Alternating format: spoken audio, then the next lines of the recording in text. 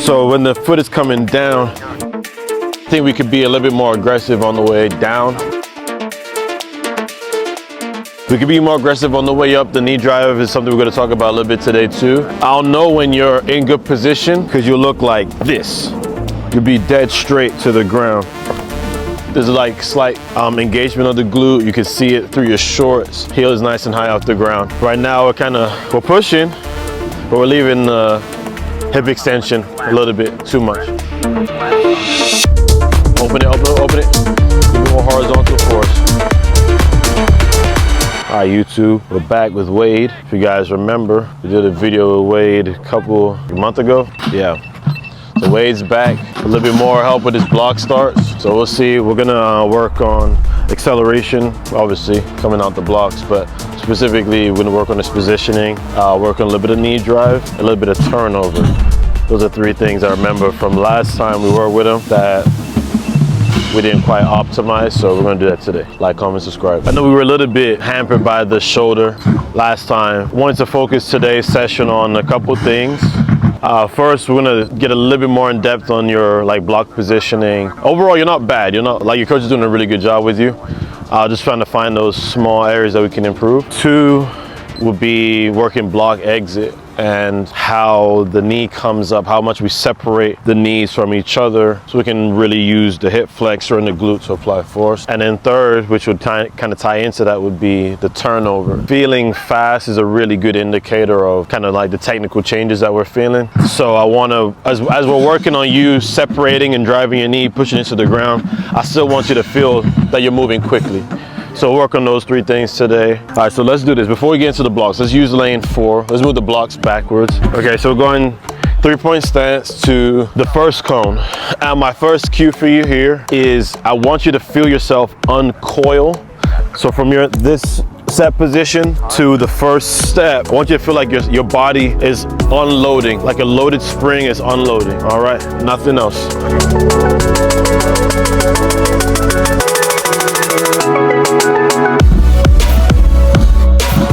All right, can you show me position? Don't actually run out. Go to set. All right, so then you're saying so now show me what, just do like maybe one step or 2 steps from here. Okay, all right, I see what you're saying. All right, so I'll challenge that. Go again. I want you to, you're gonna be in set for a little bit here, so just hold your balance. I would challenge, I think the extension comes from the hinge point. Have you heard of this term? Hinging, like you're like you do an RDL, right? Your hinge point would be your hips.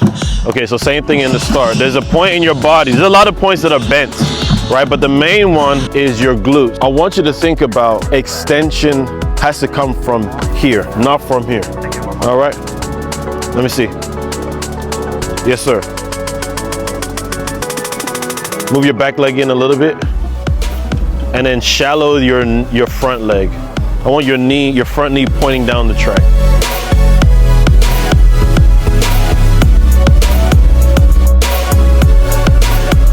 His first 2 steps are just a little bit too slow for me. And if we can get those 2 figured out, the rest of it is a lot easier. Him thinking about driving from the hip, has to be the baseline. It's gonna be a big thing for him to just kind of rewire how he moves out the block. The glutes, the hips are the major mover in the start. Is there a difference? Faster?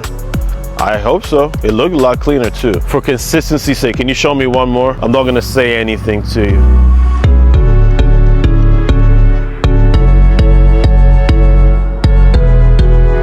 Wait, pause. See where your knee's pointing? Your front knee. So that front knee, I want it in the set position. It should be pointing down the track. Right now it's pointing toward the sky. You might need to move the foot back a little bit, just a smidge, okay? And then lean into the start now.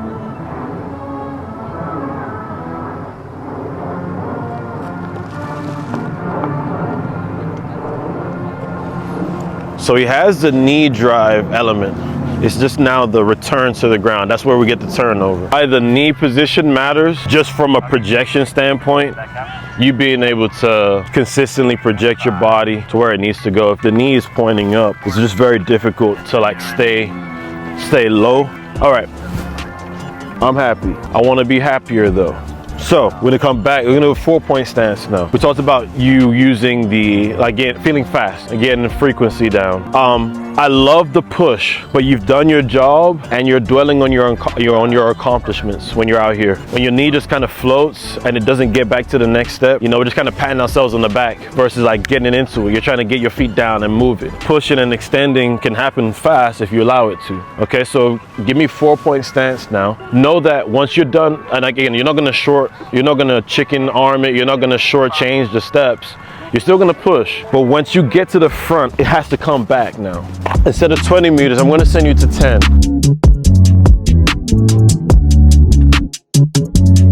The concept looks foreign to him, so I'm not gonna overcoach it. I'll let his body just kind of get used to it. Drop the comments below. Tell me what you saw in that last rep. You think he looked better? Why or why not? If that's the framework of what I want. It wasn't the fastest you're gonna move today, but at least you had this emphasis to push and get your foot back down. I would say that you did that. Now as we go through the rest of the workout, I need that to just be your emphasis. I don't care about the rest of the run. If the shin angle is correct and you push from the hip and you get these first 2 steps down, the rest of this should look as smooth as it can. If it's fast, feel as fast as it can. What helps us speed up our turnover? What things can we do or typically do? Powerful arms. The lower body follows the coordination of the upper body, that's for sure. Give me something else from the lower body we can do. Driving back into the ground, yeah, that would I guess that'll speed up our wheel, right? We're kind of pedaling this extension to the ground for sure. I'll help you. Proximity to the ground and the acceleration is what's going to help us. Acceleration is defined as a change in momentum. The more opportunities I have to push, the more I can change my momentum. So the closer my foot is to the ground, in theory, the more steps I can take and more times I can push. Does your coach talk about high knees, like drive your knees, that kind of thing? Not really. Okay, I only ask that because you come out the blocks and your heel like comes up and you have a lot of space between your foot and the ground. You're doing a better job of like turning up your frequency. I would love to see how much faster you move. I'm not telling you to toe drag, please. If you can keep your foot lower to the ground, you'll save a lot more time. Let's go to 10 again. Try it, just as best you can. And if it's completely ugly, we'll do some drill work. All right.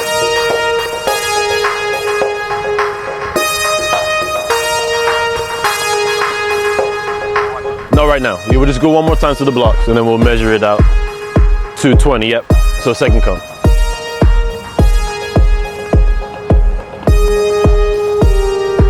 It was just the cadence was too slow. No, your low was fine. Your position was fine. We're lacking like aggression. You know, sprinting is an aggressive act. Don't waste your energy going all the way down. For 2 to 3 steps, move as fast as you possibly can.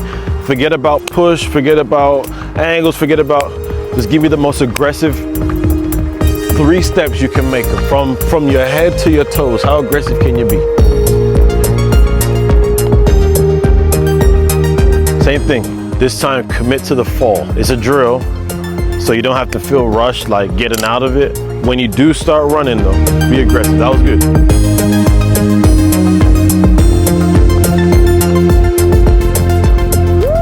Yeah, so it's 4:53, we did 4:50.